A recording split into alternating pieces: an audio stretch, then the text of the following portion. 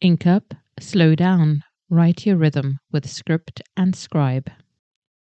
Hi, welcome to Script and Scribe. I'm Kat, and if you like a cozy video, grab your drink of choice and get comfy. Or if you're the sort of person who listens to audiobooks on ×2 speed, feel free to speed this one up. Today, I'm going to be taking a deep dive into my compact collection of gold nib Pilot fountain pens. And if you've been here before, you'll probably know that I'm a big fan of Pilot steel nibs too, especially pens like this wonderfully affordable Kakuno. But today, I want to focus on the gold nib side of the brand for a change. We'll do a few writing samples in this Kokuyo Campus notepad. It's a soft ring binder pad.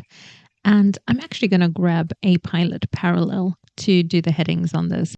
A Pilot Parallel pen is a specialized fountain pen for calligraphy, and it has this unique nib with two parallel metal plates that allow for extremely sharp, crisp lettering.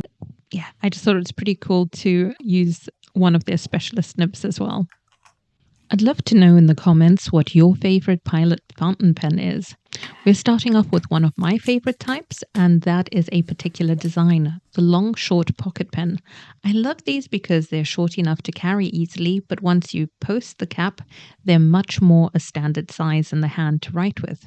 And just in case you're newer to fountain pens, posting simply means putting the cap onto the back of the pen while you write. Some pens are really designed for that and feel better balanced posted, while others don't post, and some technically post but don't do it very well. Pilot generally is very good at this. So, starting with this lovely pen, a Pilot older pocket pen design, which is compact, practical, and elegant all at once. Very much a Pilot classic combination. Mine is the Elite Ladies Model L in green with a fine 14-karat gold inlaid nib, and one of the details I especially enjoy is the manufacture code on the body. The code OJ27 indicates October 1974, made in their Hiratsuka plant. And I find that kind of detail deeply satisfying with these vintage pens. It roots the pen so clearly in a particular moment of Pilot's history. Aside from having that classic long short style of small and portable when capped and very much usable when posted in hand, the nib is fine, smooth, and fairly firm. So this is not the pen for softness or expressive line variation, but it's also not particularly rigid. What it offers instead is precision, neatness, and vintage charm while still feeling like a proper writing instrument rather than a novelty. This is the kind of Pilot I'd recommend to someone who loves vintage details, portability, and elegant practical design. And it also gives you an idea as to whether you might want a Pilot E95S, the modern version of the long short pens, which is actually one of the ones I'm going to go on to next. And the reason I say this could give you an idea is that you can find a lot of vintage ones in good condition on eBay and other platforms for a fraction of the cost of a new Pilot E95S. Of course, if you're in an area where you can actually go to a shop and try out the Pilot E95S directly, that's the best thing to do.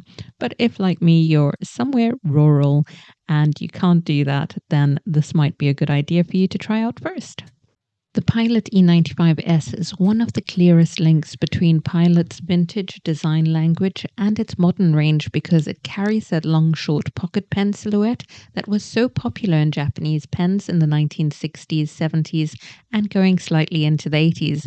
It's very much in conversation with those earlier Elite models.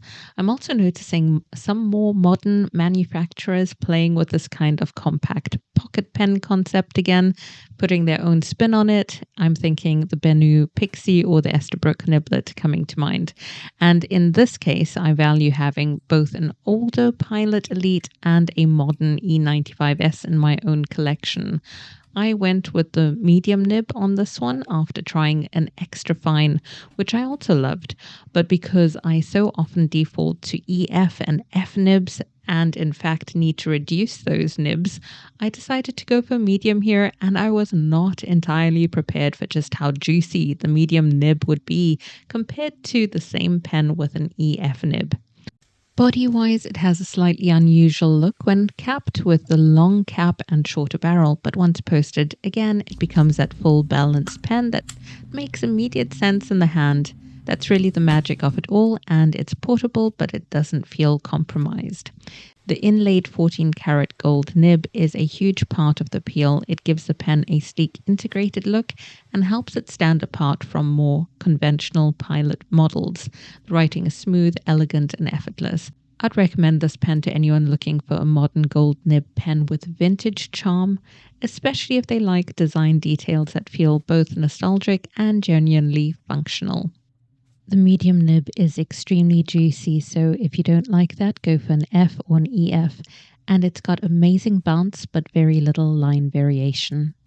And we move on from the pocket pens or the long short form to the Pilot Grance. This is one of the pens that tends to have less attention on it than, say, the chunkier custom models or heritage, but I think it deserves more conversation. Mine is the marbled blue finish with the fine 14 karat gold nib, and it feels elegant and slim and is so easy to use. It has a smaller nib than pens in the custom range, which helps explain why the writing experience feels more controlled and a little firmer, especially because the ones that I tend to go for in the custom range are soft fine, and this is just a regular fine. And it also writes firmer than the owl that I just wrote with. So definitely has a different personality from, say, my custom 742, which we'll go on to next. The Grance is really about neatness, precision, and understated refinement. Pilot does not make that many truly slender gold nib pens, and in 2024 they did renew this with a pastel range coming out. It was sort of pastel adjacent with pearlescent colors. But I've recently heard that Pilot will soon be discontinuing the Grance model, which I think is a true shame. I'd really recommend the Grance to anyone who wants a Pilot gold nib that is within a pen that feels elegant, lightweight and understated, and to anyone who prefers slimmer pens over chunkier ones. And while I'm a huge fan of the precision of this nib, my favorite is coming up. It is the soft fine nib in the Pilot Custom 742, this wonderfully chunky pen with brilliant soft nib. I used to say that I don't like plain black and gold pens, but you know what? The full personality of this pen comes out in the writing, so I don't even mind that it is not, one of my favorite colors like a dark green or burgundy, that sort of thing. It is all about how I feel when I'm writing with this, and the soft fine nib is where the pen comes truly alive. It has bounce, a little spring, just enough softness, and I think you can hear that this is my favorite of the lot. I love all my Pilot pens, but this one, hands down favorite. It makes their handwriting feel more dynamic while still working beautifully as an everyday pen. That's what makes it so easy to keep reaching for, so it's my everyday journaling pen. Now, unlike the pen that we'll go onto, which is a Pilot Elabo, also known as a Pilot Falcon, which feels obviously specialized, the 742 Soft is just an everyday writer's pen first and foremost. I mean, if I had a Falcon nib in here, then it would become that specialized writing. But the Soft Fine already provides this practical, comfortable, consistently pleasurable bounce. You can coax a little line variation from it, and I think it would work well for sketching too. But this is really the sort of softness in an everyday form rather than a flex nib. And to show the degree of favoritism, I actually put a Pilot converter in here that is the Con 70 rather than the Con 40. This costs £20 compared to £7.50 with the Con 40. It is a bigger converter and it's a push button. It's fantastic, but it is the same price as a Pilot Kakuno pen. So yeah. And the next nib is decidedly more bouncy and provides more line variation. It is in the Pilot Elabo, or Falcon as the pen is known outside Japan. It has a distinctive beak-shaped nib, a 14 karat gold one. Mine is a soft fine, and it gives the pen both its name and its character. I was actually about to buy a new Falcon from a local retailer when I came across this much cheaper vintage version, and it was such a welcome addition. I think it's fair to say for both the vintage and modern Falcon that while the beak-shaped nib does create flex. It's not a full flex nib. And if you expect that, you may end up wanting more than it's designed to actually give. But it does provide a writing experience that's noticeably got more movement, spring, and responsiveness than a standard fine nib or even a standard soft fine. You can get more line variation with pressure, but for me the real appeal is in the sense of liveliness on the page. It makes ordinary writing feel more expressive without becoming difficult or fussy. In the context of Pilot's wider range, this is one of the brand's more distinctive nib experiences, and it makes complete sense to me why writers and sketchers are drawn to it, pun intended. If I do finally get properly into drawing, this is one of the pens I can imagine reaching for. And if you do use fountain pens for sketching, I genuinely love your recommendations as well, because I am still hovering at the dipping my toe into it all stage. And yeah, I'd like to get into urban sketching. Now, a quick note before moving on, the Pilot 742 can also come with what's called an FA nib, a Falcon nib, and that is something quite different from this Falcon fountain pen. The 742 FA nib offers more flex and greater line variation, whereas this Pilot Falcon pen nib is primarily a soft nib designed for bounce and more limited intentional variation.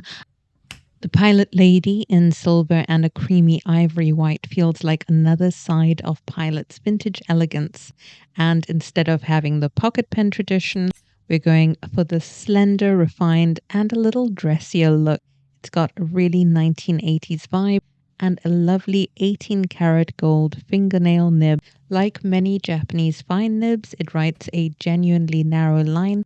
And what I find especially useful is that these pens sit somewhere in that dry to moderate flow range, which makes them really practical on ordinary paper. The writing is smooth, but with that slight pencil-like feedback, though less so than with the Grance. It is still one of my firmer nibs, yes, but I feel a softness that wasn't there for the Grance and the Owl. So not enough for real line variation, but enough to stop the writing experience from feeling too rigid or flat. Visually, this is one of the most elegant pens in the lineup, and I think it shows something Pilot has done really well. And I kind of wish that they still did these sort of pens. They've gone very minimal, I would say, in their designs. So what we tend to get is Sailor that goes all out on the aesthetics and on the collaborations. But the older pens have this wonderful character. So I would recommend the Lady, again, if you don't mind a slender pen. I'd recommend it to people who like fine lines, lighter pens, and vintage models that feel really graceful.